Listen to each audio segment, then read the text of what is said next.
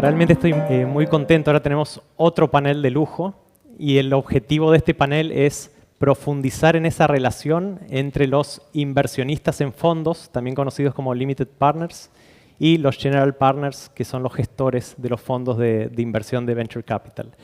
Voy a ir haciendo la presentación de cada uno de los panelistas porque realmente, y agradecerles mucho su participación en este evento. Realmente es un verdadero lujo. Primero voy a empezar por Fernando Pontaza, co-founder y Managing General Partners de Invariantes Fund. Invariantes Fund probablemente sea uno de los primeros VC de la región. Ya han levantado su tercer fondo de Venture Capital. Realmente están en ese punto que mencionaba Laila de pasar a ser Experience Managers. Y tienen, su fondo tiene una particularidad. Ellos hacen inversiones directas en startups, pero también hacen inversiones como LPs en otros fondos, ¿no? O sea que Fernando nos va a poder contar la experiencia, tanto como invirtiendo en startups, pero también la experiencia como LP invirtiendo en fondos. Y algo también para destacar, bueno, recientemente fue que anunciaron el levantamiento de su tercer fondo y entre los tres fondos ya gestionan una cantidad de más de 50 millones de dólares de activos. Creo que Laila ya ha sido muy bien presentada, así que no voy a profundizar demasiado en la presentación de Laila. Voy a pasar a presentar a don Luis Rodríguez, socio fundador de Casa de Santo Domingo y Patio Capital Partners. Tanto Casa de Santo Domingo como Patio Capital Partners son gestores de activos, de bienes raíces, servicios de comida y movilidad. Y también don Luis tiene la experiencia como Limited Partner de IDC Ventures, así que también les va a poder compartir esa experiencia como LP. Y a través de Casa de Santo Domingo son socios de Boost.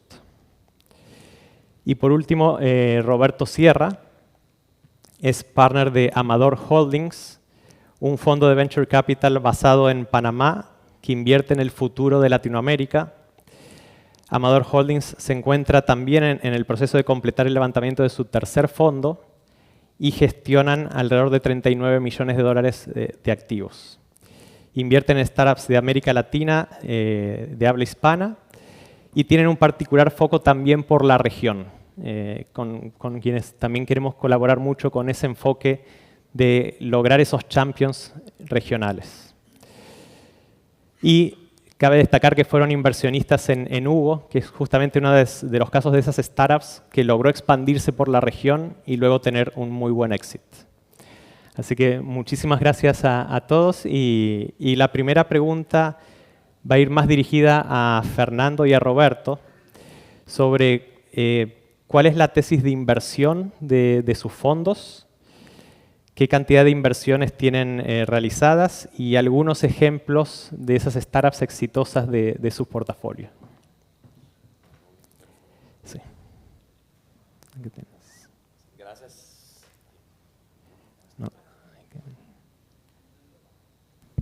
Ahí estamos. Pues gracias por la invitación, Pablo. Es mi primer viaje a la Dominicana y siempre ha sido una economía que cautiva mi imaginación porque tiene más Producto Interno Bruto que Guatemala con la mitad de gente. Entonces hemos estado contentos caminando con Jaime, mi socio, aquí en la calle Winston Churchill de reunión en reunión y me ha impresionado el dinamismo de la ciudad y también la sofisticación de los family offices con los que hemos platicado. Tal vez entrando en materia con nuestra trayectoria, hemos invertido en 3 fondos, empezando por nuestro primer vintage, como le llaman a cada fondo que uno invierte. En el 2015 fue el primero y a través de esos 3 fondos, el segundo fue en el 2019 y el tercero en el 2022, hemos invertido históricamente en más de 31 fondos de Venture Capital, todos Emerging Managers, y en 80 startups directamente. Aproximadamente el 26% de nuestro capital está invertido en Latinoamérica y el resto en Estados Unidos. Al final, nuestra tesis es democratizar el acceso a las personas de la región al asset class, y lo hacemos con un modelo híbrido, invirtiendo la mitad de nuestro capital en fondos, en emerging managers con los que podemos tener una relación de colaboración directa, con distintas tesis, narrativas, sectores de inversión, de manera de hacer, si ustedes quieren pensarlo así, un índice representativo de Early Stage Venture Capital, que año con año es el asset class que mejor performance tiene de todos los asset classes que existen. Los últimos 40 años, Early Stage Venture Capital ha dado un retorno anual promedio de 20%. No hay ningún otro asset class que se le acerque. Y eso es lo que buscamos capturar con la mitad que invertimos en fondos. La segunda mitad la invertimos directamente en startups, y con eso buscamos generar un alfa, si quisieran verlo así, apostarle a las empresas que nos alimentan estos fondos con los que colaboramos, que ya vienen validadas por ellos. Más o menos 60% de las inversiones que hacemos vienen a raíz de esos fondos, 40 vienen pues ya por nuestra trayectoria de casi 10 años de estar en la industria. Y de las empresas, en la segunda parte de tu pregunta, que nos entusiasman, pensando en Latinoamérica, la última inversión que hemos hecho en Latinoamérica es Abaco, una empresa de El Salvador, ahí de un compatriota Cristian que acaba de hablar, que también Inogen es inversor, que da servicios de factoring, líneas de crédito y servicios financieros a pequeñas y medianas empresas. Pero sin duda nuestros greatest hits vienen por ahora de Estados Unidos, siendo el más grande Luminar, una empresa que hace un sensor óptico LiDAR para el vehículo autónomo, en la cual invertimos en etapa temprana, hicimos 3 inversiones de seguimiento y logró salir a bolsa en el 2020 a una evaluación de 3.4 billones, con lo cual pudimos devolver 1.35 veces todo ese fondo 1. Y la última, que es la que nos tiene entusiasmado de nuestro fondo 2, se llama Lambda Labs, que da servicios de procesamiento para servicios en la nube de inteligencia artificial. Tiene de clientes a Microsoft, Amazon y el tercer hyperscaler, se me escapa el nombre ahorita, pero da también la venta del hardware, si uno quiere hacer un propio centro de procesamiento para correr procesos de inteligencia artificial. Entonces, ese es un breve resumen de nuestra trayectoria. Muy buenos días a todos, y quiero nuevamente agradecerle a Pablo por no solo la invitación, sino por todo el trabajo que implica este tipo de eventos, que a la larga hacen una diferencia en el desarrollo del ecosistema. A Pablo y al equipo de Boost. Entrando brevemente en lo que nosotros hacemos desde Amador, nosotros somos un fondo entre comillas basado en Panamá, porque gran parte del equipo, incluyéndome a mí, estamos basados ahí, pero realmente somos un fondo regional, también con una oficina en México. Puntualmente nos encontramos en el proceso del levantamiento y ya comenzando a invertir nuestro Amador Seed Fund 2, o sea, fondo semilla número 2, que busca invertir en alrededor de 25 empresas a lo largo de la región, con un enfoque primario en Colombia, Chile, México y Centroamérica y Caribe. Y desde un punto de vista sectorial, si bien somos un fondo entre comillas generalista, el 90% de las inversiones que hemos hecho en los últimos 24 meses son en 3 sectores: servicios financieros, salud y software as a service o SaaS. Por lo que digamos que cada vez nos estamos enfocando más en ciertos modelos de negocio y desarrollando algo de expertise en ellos. Brevemente, el número de empresas en el que hemos invertido como referencia, nosotros tenemos 3 vehículos. Les acabo de mencionar el que estamos en proceso de levantamiento, que es un vehículo de 25 millones de target. Es nuestro segundo fondo de etapa temprana. Nosotros comenzamos nuestra trayectoria en el 2020 con un primer fondo semilla de 18 millones. Ese vehículo tiene 32 empresas de portafolio en las que hemos invertido más de 60 tiquetes, o sea, en ciertas empresas invertimos 2, 3 o hasta 4 veces.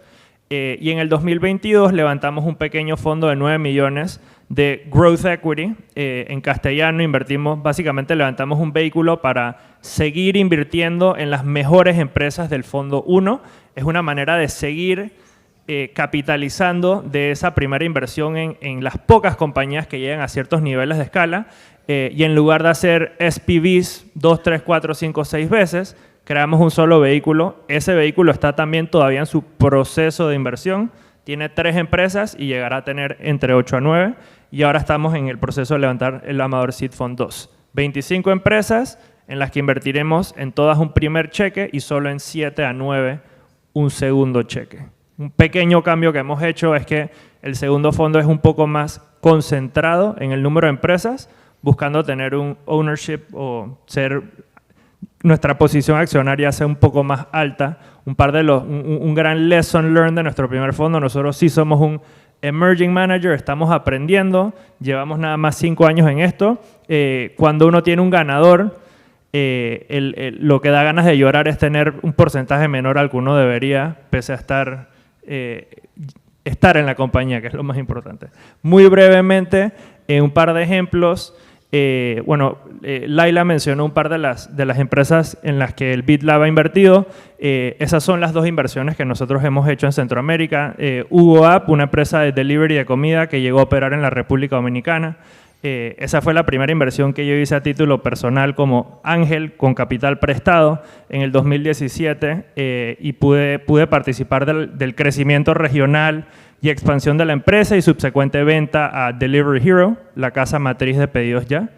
Y Cubo Pago es una compañía en la que invertimos después de habernos aprendido muy bien el modelo por una compañía en Colombia que se llama Bolt, que es la posición más grande de nuestro fondo 1. Bolt cuenta con 180,000 comercios activos en su plataforma de pagos y ya se está transformando en un banco, prestando cuentas, crédito, y busca transformarse o convertirse en una de las instituciones financieras más grandes de Colombia y la región. Bolt, prestándole esos servicios a pymes, nos llevó a Cubo. Cubo es una empresa de El Salvador que opera en El Salvador, Guatemala y Panamá. Le provee servicios de pagos vía un POS a comercios, a pymes, también link de pago y a futuro todo tipo de servicios de software. Entonces, realmente promoviendo la digitalización y formalización de todo ese segmento. Como verán, no estamos invirtiendo en cohetes ni computación cuántica, son modelos un poquito más cotidianos y buscamos repetir fórmulas de éxito que vemos en ciertos mercados en otros. Muchísimas gracias, Roberto. Ahora le voy a hacer una pregunta para todos, pero cada uno lo va a responder desde su perspectiva, ¿no? La pregunta es, ¿qué es lo que evalúan al momento de decidir una inversión?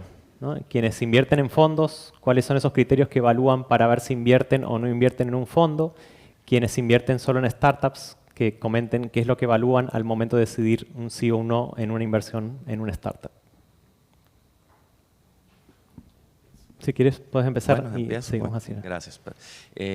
Pues a la hora de invertir en un fondo, y nosotros que hacemos las dos, pues les doy la perspectiva de ambos lados. Al invertir en un fondo, definitivamente se concentran en tres cosas, ¿va? Y perdón por el Spanglish, pero ese sourcing, ¿va? Es de dónde viene ese deal flow.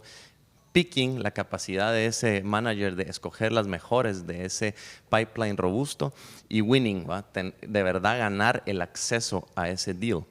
Pero una cuarta cosa es la composición del portafolio, y al final es un early stage venture capital, es un tipo de activo donde uno no puede ganar tirando con rifle apostándole a una empresa o pocas. Hay un power law distribution en la cual un poco número de empresas son las que retornan la mayoría de los fondos. Más o menos 10% de las inversiones en venture capital retornan el 50% de todos los retornos del asset class.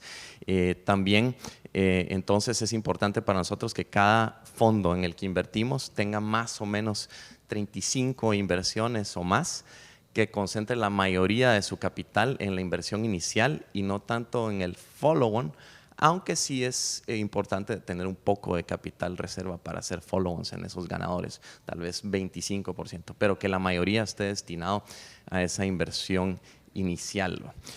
Segundo, es muy importante considerar cosas ajenas a la estrategia de inversión, como cosas administrativas, ¿verdad? Es un fondo que tiene estados financieros auditados, dónde está domiciliado, tiene un contador independiente. ¿Y quién es? Tiene un fund administrator independiente. ¿Y quién es? Para cubrir esos riesgos legales que también hemos visto que pueden traer abajo una tesis de inversión. Y finalmente, para nosotros, pues que encaje dentro de ese rompecabezas de fondos que hemos venido armando con distintos enfoques.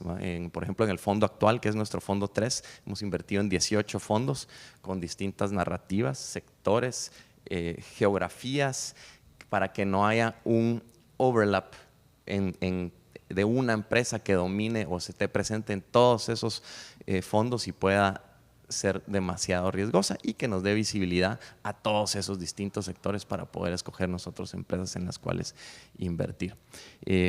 Por su lado, a la hora de invertir directamente en empresas, que la mayoría de fondos lo que evalúa es mercado, que esté atacando un mercado masivo, porque si no es un mercado masivo, la evaluación y las ventas de esa empresa no pueden crecer exponencialmente para que una empresa tenga el potencial de devolver un fondo entero. Después, el producto en sí tiene que ser una orden de magnitud mejor a lo que exista. Después, la evaluación, tenemos que ser disciplinados con entrar a una evaluación inicial disciplinada. Tal vez ahorita el promedio de una serie semilla en Estados Unidos está por los 15 millones. Pues tratar de ser disciplinados y no pasarnos de eso para que un resultado de un exit efectivamente pueda devolvernos o tener el potencial de devolvernos el fondo. Y por último, y más importante que nada, el fundador de la empresa, el jockey del caballo, quién está dirigiendo esa empresa, porque al final de cuentas 60% de todos los startups hacen un pivot a lo largo de su vida. Entonces es una apuesta a una idea que uno puede hacer todos los Exceles que quiera, pero va a cambiar y va a volverse algo más, y la apuesta entonces es más a la persona. Entonces nos enfocamos mucho en testear la resiliencia de este founder, qué experiencias duras ha pasado en su vida y ha logrado salir adelante, para apostarle a la persona, no solo al negocio. Entonces, en corto, así vemos ambas piezas nosotros de nuestro portafolio.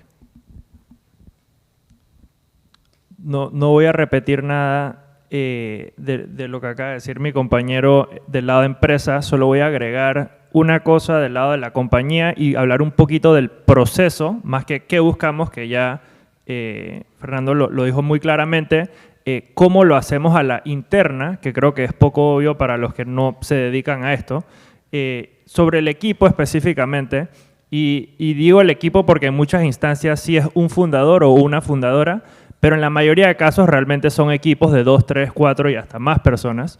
La evaluación de ese grupo de gente es por lejos lo más importante. O sea, yo estudié historia en mi bachillerato y yo digo que mi trabajo es de cierta forma una continuidad de lo que yo hacía en la universidad, que es absorber grandes cantidades de información y llegar a ciertas hipótesis o conclusiones. Y lo digo porque evaluar gente no es una ciencia.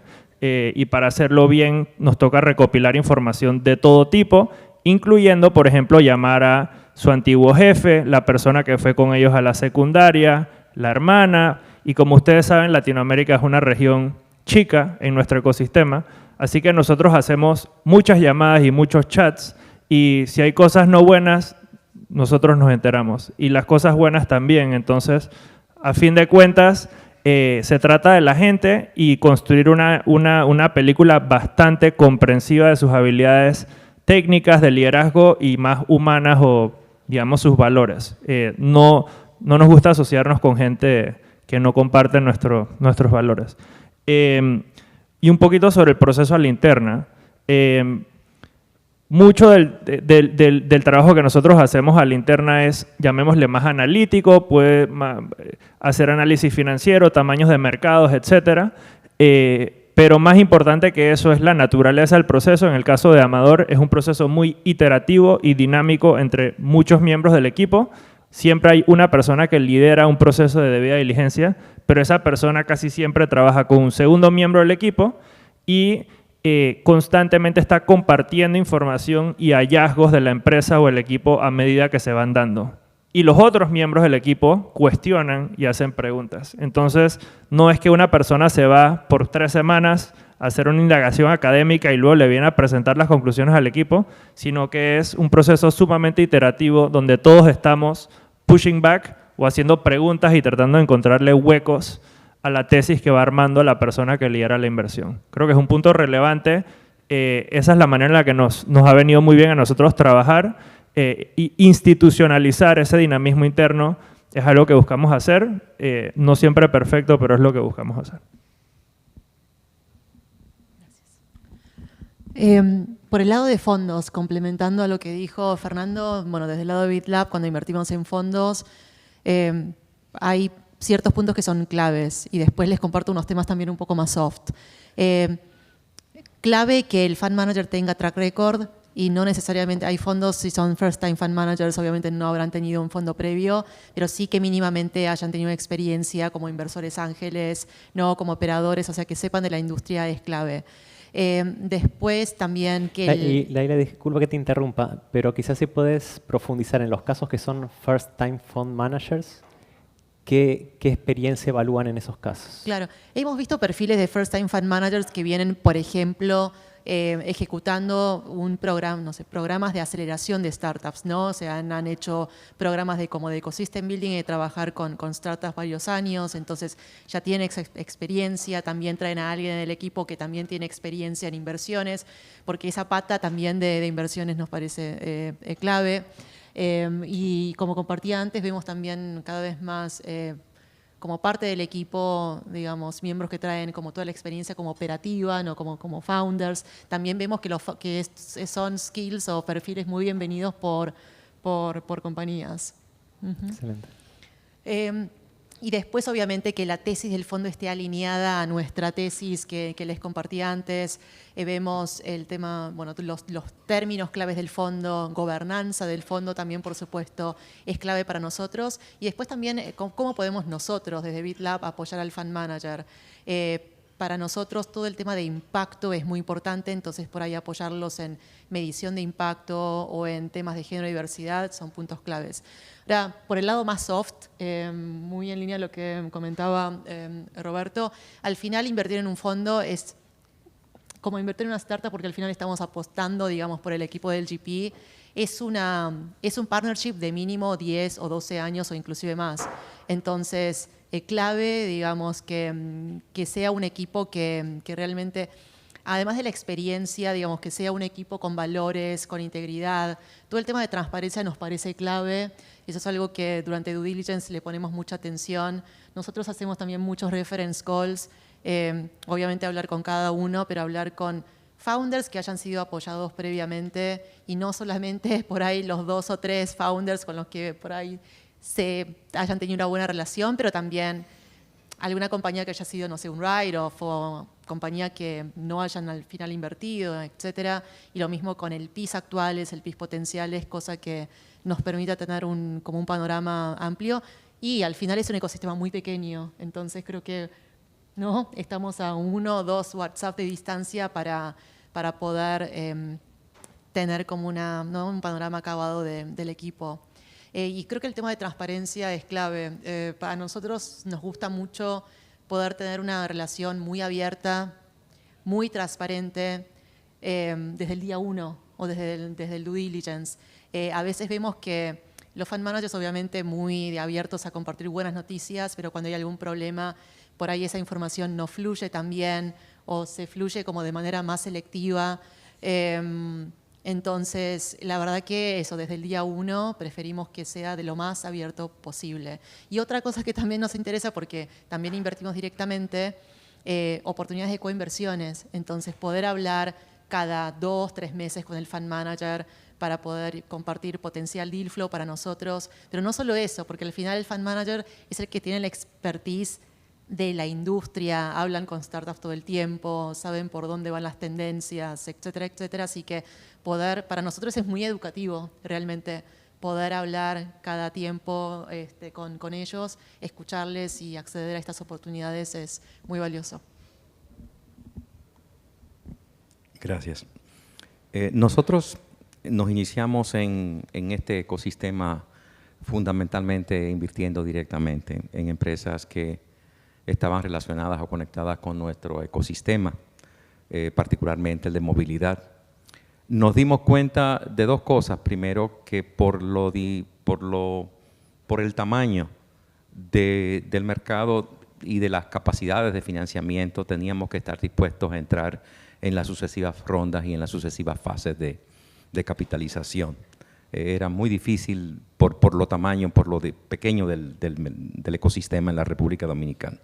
Cuando decidimos explorar la región latinoamericana, que es muy difícil porque casi siempre hablamos de Centroamérica, pero de alguna manera casi siempre terminamos hablando de lo que nosotros llamamos NOLA, o sea, que es el norte de América Latina, pensando en Ecuador, Perú, arriesgarse a Colombia o subir casi nunca el territorio de México. No nos atrevemos mucho a llegar a México porque hay mucha competencia.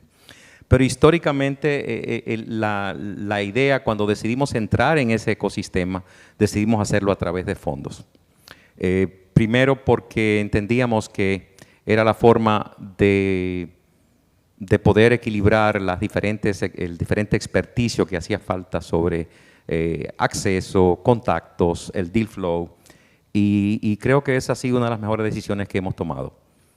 Nos ha permitido participar en coinversión, que es una de las cosas más interesantes. Una vez detectamos una empresa que promete, no tenemos que, o sea, podemos ir directo e invertir de manera directa justo en las unidades de negocio que nosotros entendemos que nos va a ir, que nos interesa, que entendemos. En cuanto a lo que tomamos en cuenta, para mí es la capacidad, sobre todo en las inversiones directas. Con el tema de los fondos tiene que haber, como ya se ha dicho aquí, una idea clara de qué es lo que el fondo es y cuál es su tesis de inversión. Ustedes quizás se sorprendan, pero yo me he encontrado gente en bastante nivel de inversión que no tienen claro realmente su tesis de inversión. Y si bien puede ser que la tesis de inversión, como está explícita en su documentación, sus inversiones no están necesariamente adheridas, parecen más oportunísticas. No estoy cuestionando de que el modelo no funcione, pero es difícil realmente poder medir algo cuando está continuamente cambiando, por lo menos de la participación y de la toma de decisiones.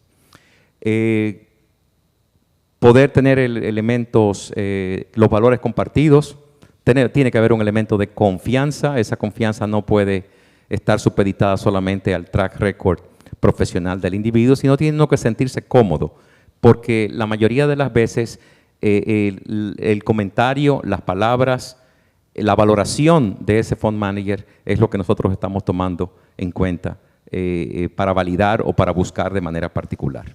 Y a nivel de inversiones directas, alguien lo dijo más temprano, sí, yo particularmente invierto de manera particular en el emprendedor, en el equipo emprendedor, en los emprendedores, los fundadores.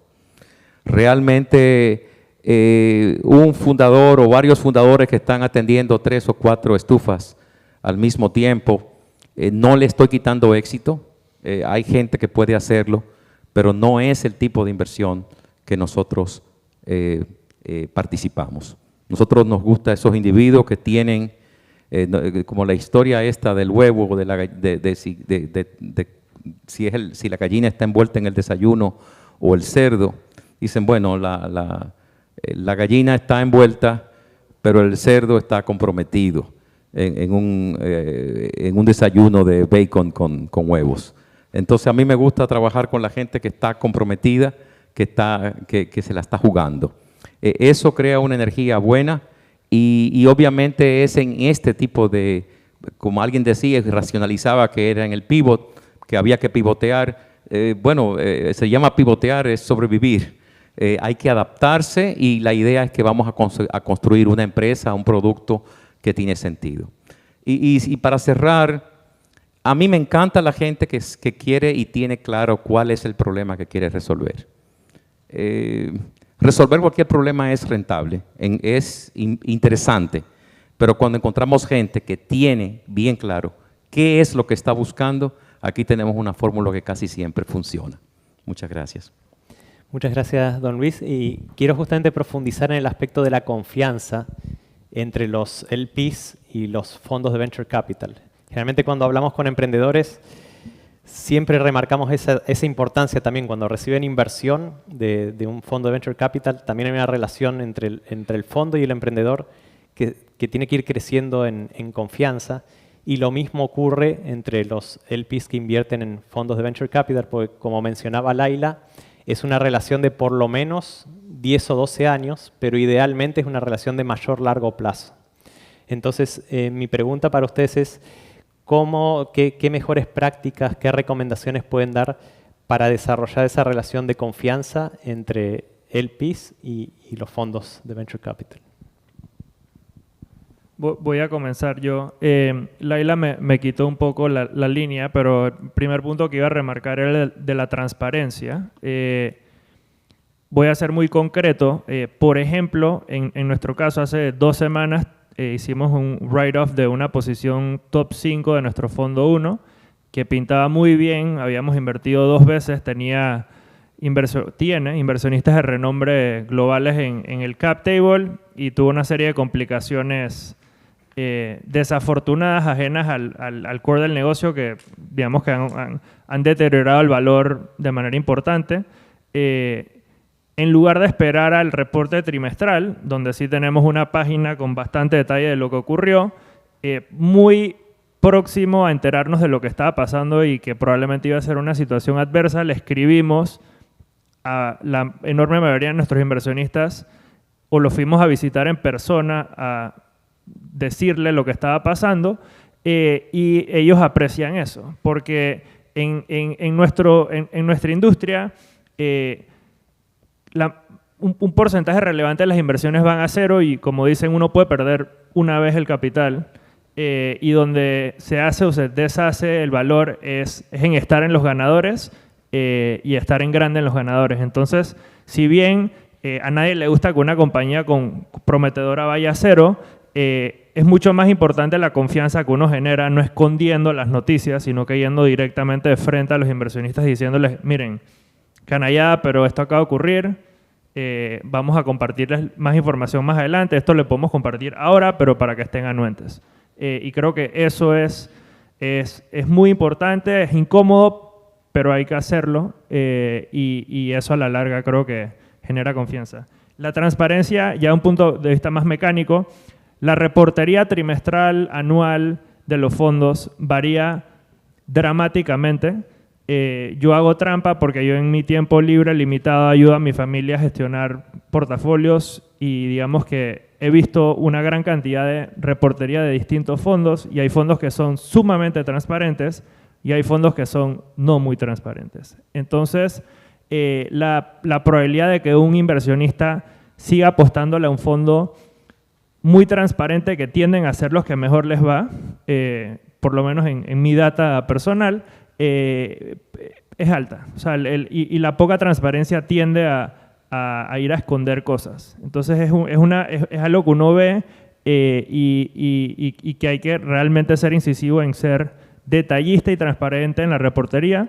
Y por último, reunirse en persona con los inversionistas. O sea, toma tiempo, es un pain in the ass, como dicen los gringos, pero genera mucho valor a futuro, porque nuestros inversionistas no nos están dando su capital para generarle retornos financieros únicamente. Lo están haciendo porque quieren aprender, se quieren educar, quieren conocer empresas y nuestro rol no es solo devolverle X dólares por cada dólar que ellos nos dan, sino es dar una serie de oportunidades a ellos, de conectarlos con proveedores de software para sus negocios, de presentarle oportunidades de coinversión. Y eso ocurre en la medida que uno invierte en la relación con sus inversionistas y lo hace de manera curada y uno a uno, no de manera genérica y mandándole la misma información a todos. Así que requiere de dedicarle el tiempo a cada uno y ser muy enfocado en este inversionista, qué necesita, qué le puedo enseñar y realmente en el tiempo trae frutos y también trae frutos de relaciones personales que uno va desarrollando. Ahí, antes de continuar, quiero reforzar un punto de Roberto. Yo recuerdo en un evento que organizamos con Hernán de Angels Ventures México, que él mencionó que las malas noticias son las que primero hay que comunicar. Siempre todos emprendedores, gestores de fondos muchas veces tienen la tentación, a veces se adelantan a comunicar buenas noticias que todavía no se concretaron y tratan de ocultar las malas noticias, ¿no? Y tiene que ser todo lo contrario, es un muy buen punto.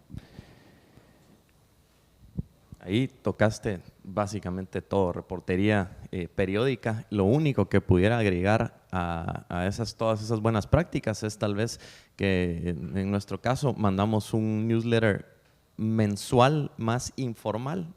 Por ejemplo, les vamos a contar en el próximo mes que estuvimos acá en Dominicana, que vean que estamos haciendo puentes con distintas geografías, activos, buscando nuevos empresas, socios y también como muy a lo pain in the ass que dijiste, tenemos abierto nuestro WhatsApp a nuestros LPs, cosa que nos quita mucho tiempo, sueño y esfuerzo, pero queremos estar próximos porque al final nos están confiando su más preciado recurso, que es su dinero bien ganado.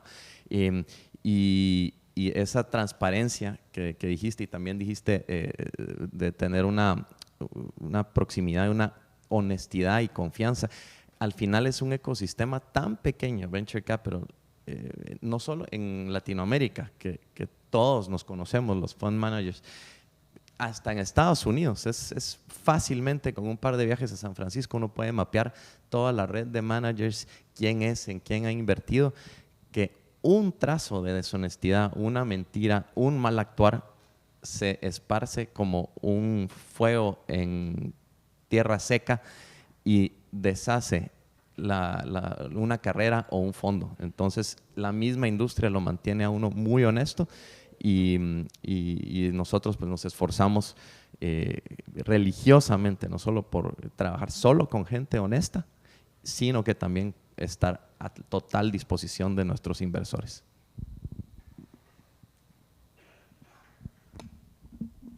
Sí, hablando de honestidad, sí, o sea, las mentiras tienen realmente patas cortas, ¿no? Hace no mucho nosotros estábamos en un proceso de due diligence, llegamos al lugar, estábamos en plena reunión, pero después nos enteramos después de que una de las socias, digamos, del fondo, en realidad ya estaba de salida. Ya estaba de salida, pero los otros partners le habían pedido, hasta que terminemos el proceso de due diligence y hasta llegar al primer closing, por favor quédate, ¿no? Entonces, obviamente ese tipo de partnerships no prosperan, entonces realmente el tema de confianza y honestidad es clave. Y en general sí, tratamos de sentar como las bases de cómo nos gustaría que sea la comunicación, digamos, desde el día 1, desde el due diligence, y si vemos que eso va a ser factible. En cuanto a compartir información, el reporting también nos parece clave. De nuevo, a nosotros por un tema hasta de aprendizaje y después acceder a oportunidades, etcétera, cuanto más información en realidad, mejor, ¿no? Obviamente teniendo en cuenta temas confidenciales. Y hay managers que son muy abiertos, nos comparten por ahí los memos, nosotros participamos también en los comités, pero solo como observadores en algunos casos. Y hay otros managers que son como muy, o sea, cuando nos mandan 2 líneas, ¿no? De la compañía en la que han invertido y a duras penas. Entonces, ese tipo de relaciones no nos entusiasma tanto, o inclusive cuando somos nosotros los que tenemos que estar ahí como buscándolos porque queremos hablar con ustedes y queremos saber cómo va, y hay como cierta reticencia, eso no nos parece lo más propicio. Transparencia definitivamente y confianza son elementos claves. Sobre todo a nivel de inversión directa, es bueno para los que, en mi opinión, ha funcionado bien con nosotros, que los fundadores no tengan miedo de accesar a sus LPs cuando crean que ellos pudieran ayudarles a un contacto, a un acceso, a una duda. No necesariamente es una estructura de información formal de un board, pero es interesante poder usar todos los recursos. No todo el dinero es smart money, pero muchos de los limited partners tienen acceso particular Y ese assessment implica tomarse el tiempo de entender el experticio, el background de sus LPs. Eso les permitiría en un futuro cercano, ¿quién mejor que esta persona que tiene ya un interés particular, que ha validado la tesis o la visión de estos fundadores para aportar una reflexión, una pregunta, una sugerencia o a veces un contacto que resulta ser clave? A mí me parece que un buen inventario de sus LPs es un buen uso de su Rolodex, que es una palabra vieja que ya no se usa, pero es un buen espacio para tomarlo en cuenta y sacarle provecho. Muchas gracias. Excelente. Y después una recomendación que también le hacemos a los emprendedores, así como los inversionistas eligen en qué emprendedores invertir, los emprendedores también es bueno que evalúen de qué inversionista tomar el capital, ¿no? Y lo mismo ocurre con los fondos. Entonces, ahí me gustaría consultarles cómo o qué características buscan en sus LPs o cómo eligen con qué LPs realmente se quieren asociar. En nuestro caso, de nuevo, para pintarles una foto, tenemos un fondo, y tal vez con 3, 4 ejemplos se van a dar una idea, pero tenemos un fondo que invierte exclusivamente en college dropouts, gente que no ha ido a la universidad o que se ha salido de la universidad para hacer su startup.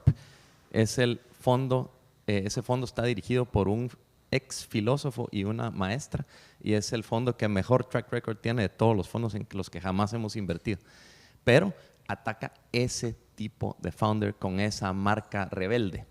Pues eso tiene un lugar dentro de nuestro portafolio. Por otro lado, tenemos un fondo como 500 en Latinoamérica que invierte desde su programa de aceleración en toda la región. Cumple un lugar en nuestro fondo.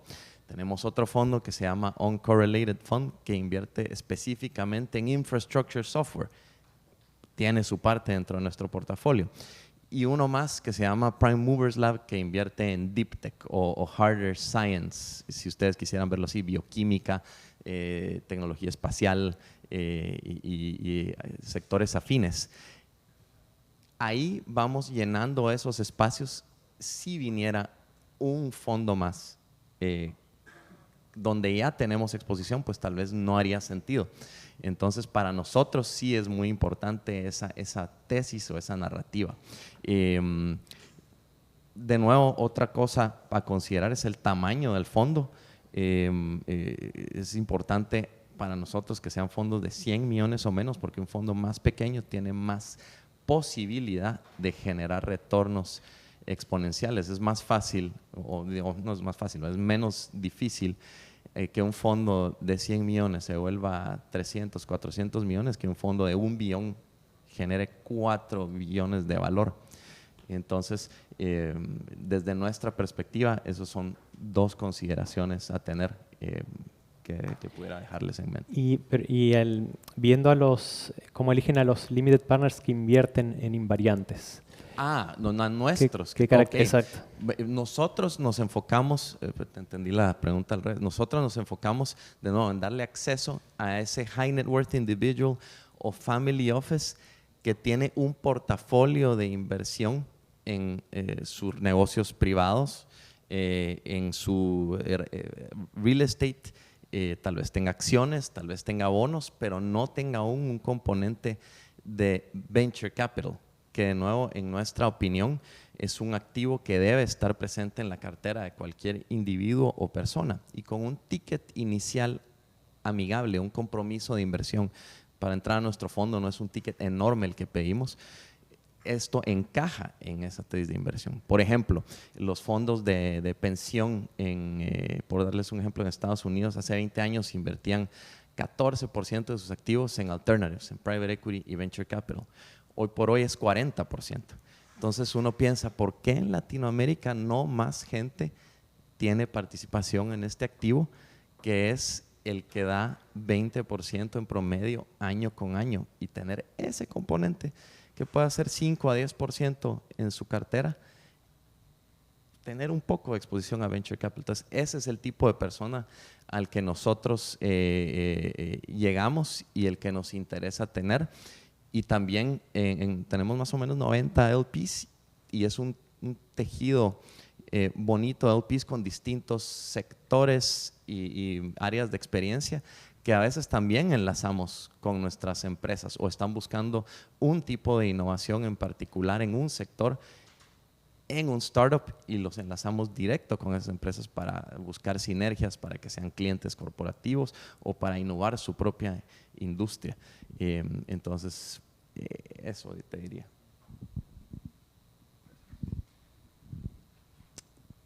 Muchas similitudes de nuestro lado. Voy a hablar de, digamos, como yo diría, nuestros dos tipos de inversionistas.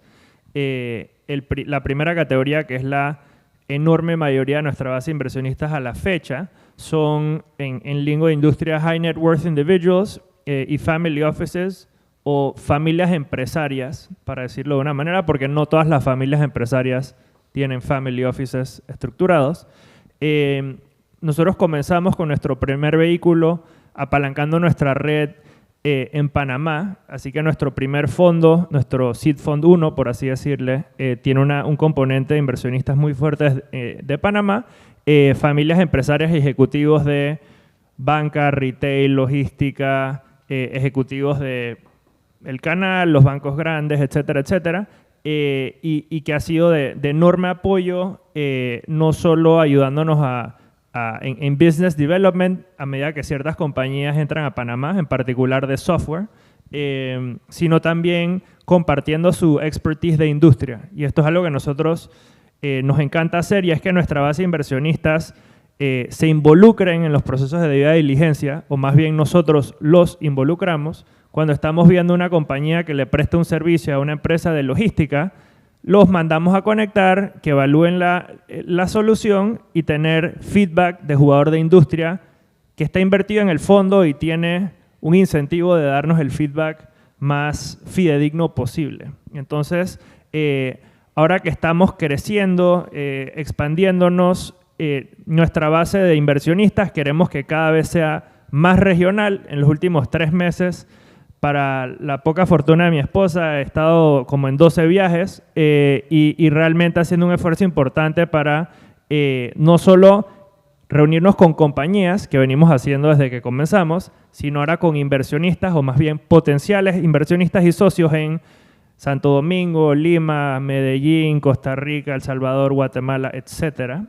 Toma tiempo, hay que invertirle, hay que estar en persona, pero es la única manera de hacerlo. Así que para nosotros es crítico expandir nuestra base de inversionistas y que se parezca en espíritu a la que tenemos en Panamá, que sean personas que nos pueden abrir puertas y específicamente abrirle puertas a las empresas y emprendedores en los que nosotros invertimos. La segunda categoría, que es una minoría hoy, pero en el tiempo buscamos que sea más, es de inversionistas institucionales, no necesariamente fondos de pensión o los endowments enormes de Estados Unidos, pero sí algunos multilaterales claves en la región y corporate venture capitals, como voy a mencionar un par que no son nuestros inversionistas, pero que sería un lujo. FEMSA Ventures en México, Credit Corp tiene uno en Perú, Castillo Hermanos y Progreso han lanzado unos bastante recientemente en Guatemala. Tener ese tipo de socios es extremadamente estratégico porque son compañías de escala y poder conectarlos a ellos con empresas que están prestando soluciones le puede generar un impacto enorme a un startup desde el día 0, que es algo que no puedes hacer de ninguna otra forma. Y estas compañías están haciendo un esfuerzo muy proactivo desde el ownership a involucrarse más en el ecosistema y lo están haciendo cada vez de una forma más sistemática, más ordenada y con mejores prácticas.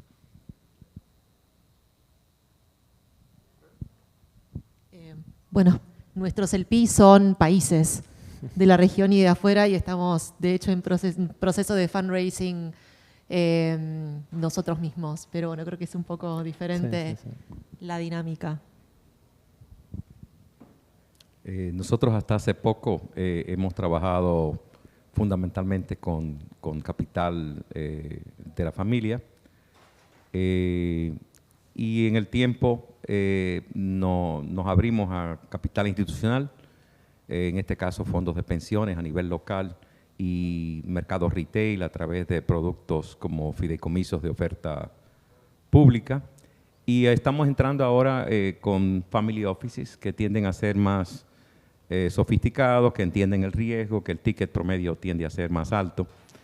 Y estamos también explorando la posibilidad de emisiones de riesgo en algunas de las, tanto en Guatemala como en Panamá.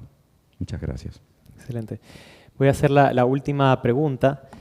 Realmente todo el mundo conoce el desarrollo que ha tenido el ecosistema de Silicon Valley en esta industria. Es un ecosistema que realmente tampoco tiene tanto tiempo, son como unas 6 décadas, ¿no? América Latina podemos decir que inició probablemente hace 2 décadas. Y con esa comparación me interesaría más que nada preguntarles cómo ven el futuro del ecosistema de Venture Capital en América Latina y también si tienen alguna apreciación para la región de Centroamérica y Caribe.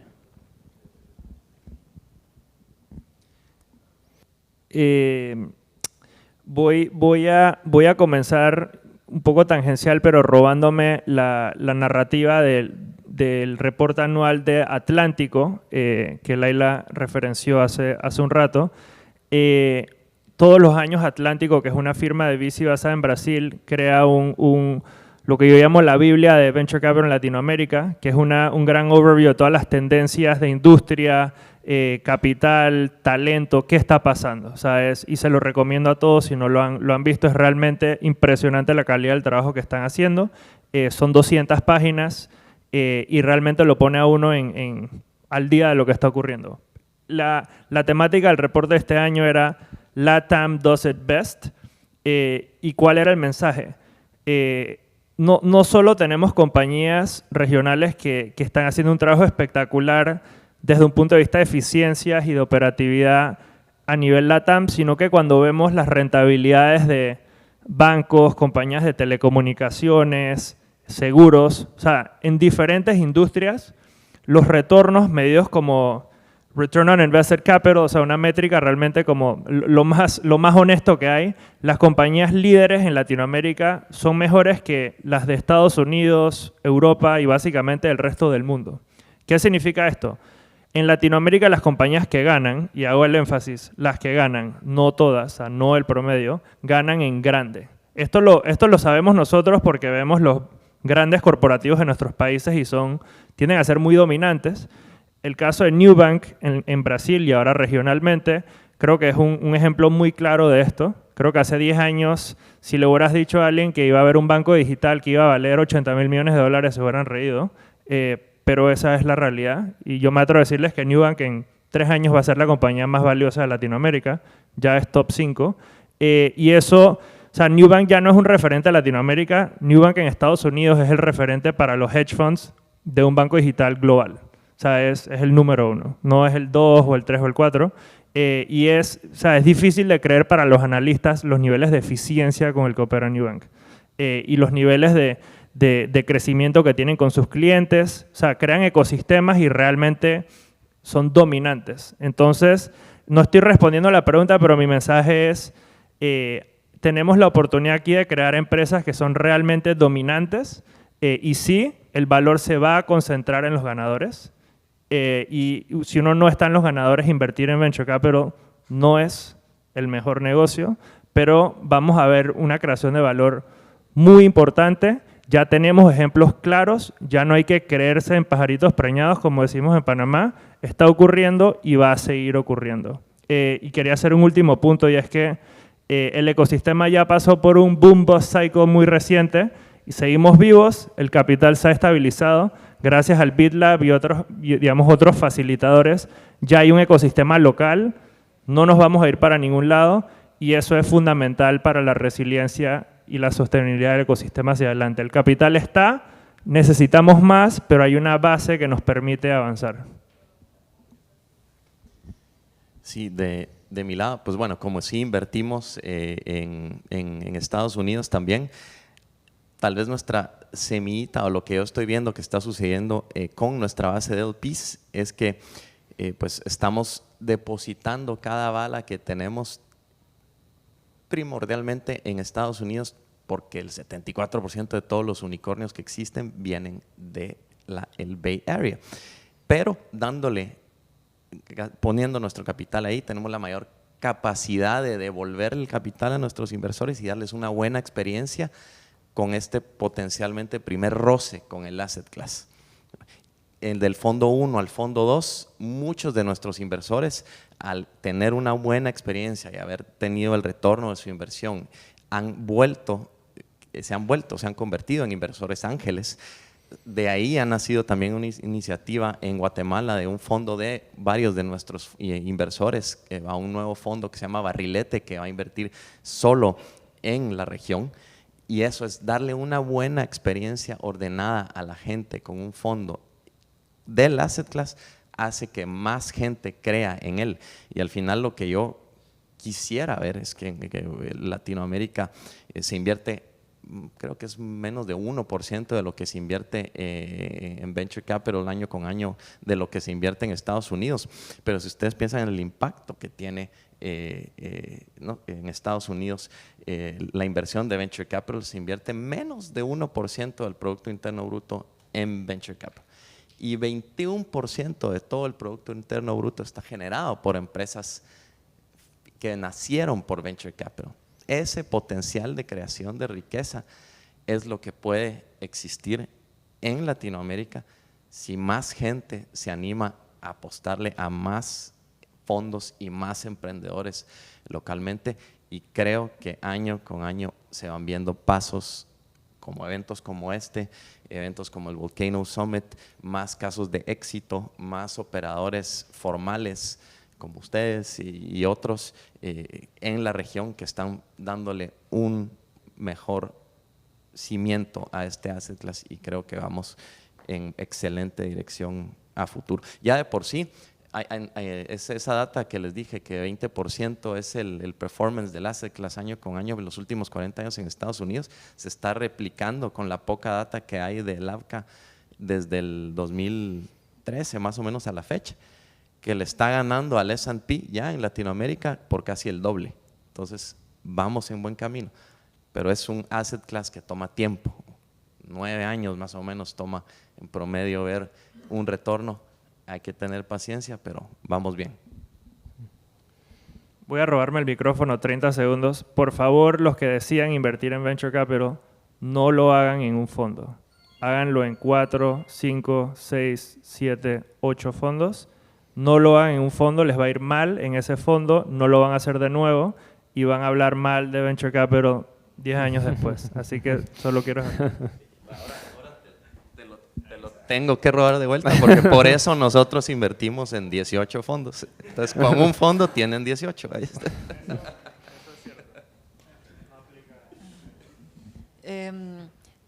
América Latina ahora está definitivamente en el mapa, ¿no?, global de las innovaciones. Nada que envidiar a otras regiones. Hace varios años, creo que las startups por ahí creaban soluciones para el país, para la región, y ahora global. Nosotros de los fund managers escuchamos, no, estamos buscando founders que están creando soluciones a nivel global. Entonces, muy entusiasmados, muy bullish de nuestro lado. La semana pasada escuchamos que, creo que desde Medio Oriente, Arabia Saudita, ¿no?, estos fondos soberanos buscando invertir en compañías de América Latina para que puedan expandirse a Medio Oriente. Escuchamos, no sé, inversores de China, también creo que bastante más presentes en México, buscando hacer inversiones. Entonces, la verdad que el capital global no se ha ido, ¿no?, que está con muchísimo interés. Y algo que nosotros vemos es que, sí, o sea, los fund managers, algunos, obviamente no todos, a veces van como detrás de los mismos perfiles, por decirlo de alguna manera. Los perfiles de founders con ciertos credenciales, ¿no?, que está bien, está perfecto, ¿no?, porque seguramente no se tengan los skills, las redes, etcétera.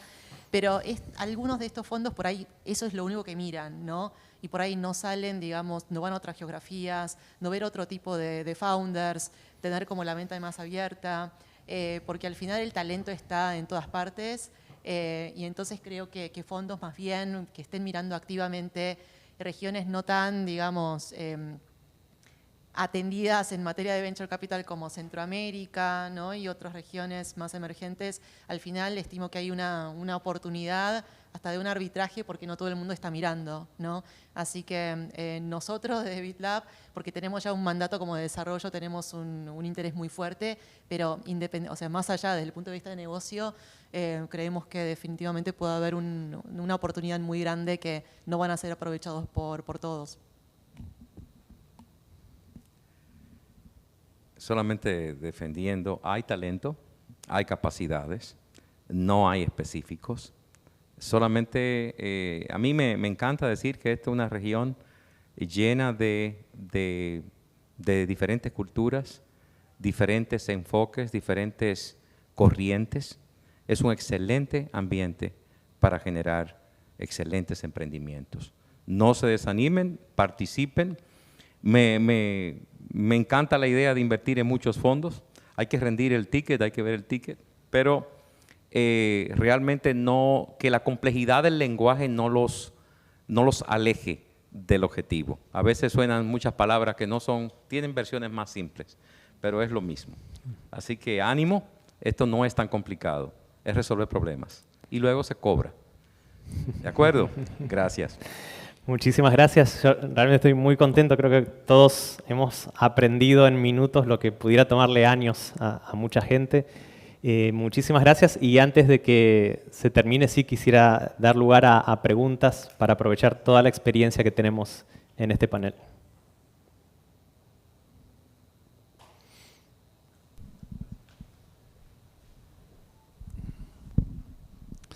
Muchas gracias, realmente muy interesante. Tengo dos preguntas realmente muy rápidas, una más de estrategia y la otra realmente de una necesidad. La primera es que yo tengo un nombre innombrable de startups adelante de los años 2000, que era el crash del Nasdaq, todo eso, ¿no? Y creo que adelante de los años 2000 era mucho más difícil emprender. Ahora, el norte magnético, y eso vengo, era un norte magnético de verdad. Era impensable que una persona haga una dirección se vaya a 180 grados después de un año, ¿no? Porque todos fondos, todo el dinero estaba ahí dentro y realmente dinero personal. Yo ahora soy inversionista, tengo inversiones personales a través de Busto, donde soy uno de los accionistas, y tengo todavía startups mías, ¿no? Pero el mundo de la inversión ha veramente cambiado. Yo de mis 15 inversiones que tengo en empresas, 2 han cambiado el norte magnético, que es la dirección, a 180 grados, ¿no?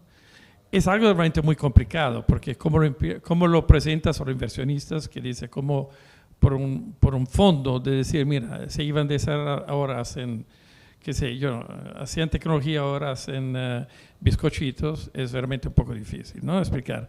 Y quiero saber si tienen realmente muy rápido casos y cómo ustedes se comportan. El segundo, y realmente yo creo que es una necesidad. Somos inversionistas continuos. Hay una diferencia, una discrepancia muy importante entre la valorización de las empresas en LATAM y Estados Unidos. 10 veces. ¿Okay? Que si una empresa que hace la misma cosa en Estados Unidos vale como evaluación 10 veces, 8, 10, de lo que vale una parte en Sudamérica, en LATAM en general, y no hay razón, si no es por el mercado, ¿no? Falta un dispositivo. Ahora tú, Fernández, claro, tú inviertes 40% o 50% en Estados Unidos, es más fácil, pero sistemáticamente falta un utility, un mecanismo que pueda llevar las más valiosas directamente al mercado americano y a reevaluarse con un valor más alto. Me gustaría algunas guidelines y eventualmente sugestiones que ustedes tienen.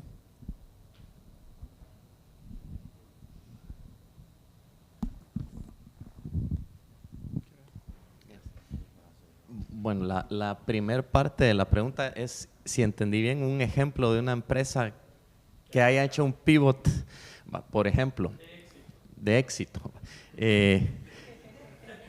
Curiosamente es la potencial empresa más exitosa de nuestro Fondo 2, que se llama Lambda Labs. Ellos empezaron haciendo, usando procesos de inteligencia artificial a rehacer tu foto al estilo de una pintura de uno de los de Monet o de Van Gogh. Entonces estaban usando, esa era su app, digamos, ponías tu foto y te la hacía esto. Se la hacía a la manera de un pintor clásico. Pero vieron que estaban utilizando tanto procesamiento de AI y les estaba saliendo tan caro que decidieron hacer su propio hardware. Hicieron también el hardware que ya dejaron de usar servicios en la nube y empezaron a usar su propio equipo.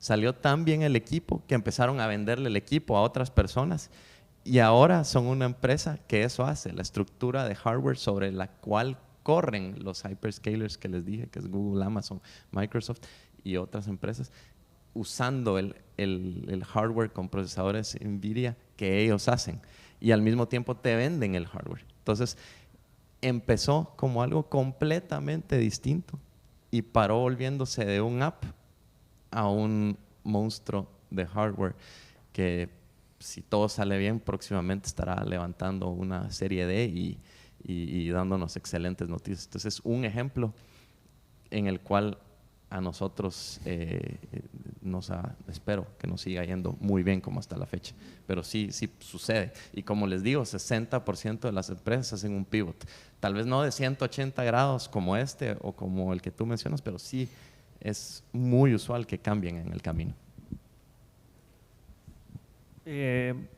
Voy a responder la segunda parte de la pregunta.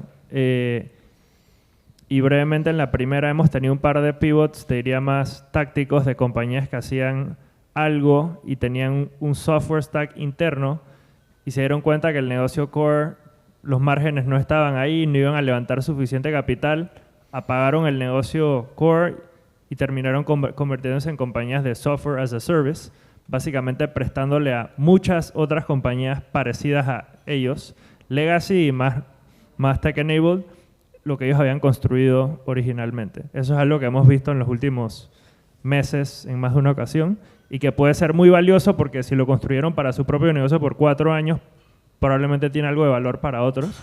La segunda parte de la pregunta, eso es uno de los grandes retos de la región. Brasil tiene unos mercados de capital muy profundos. En Brasil hay IPOs y las compañías transan, hay hedge funds, hay family offices que invierten en bolsa, hay fondos de pensión. Brasil funciona en castellano.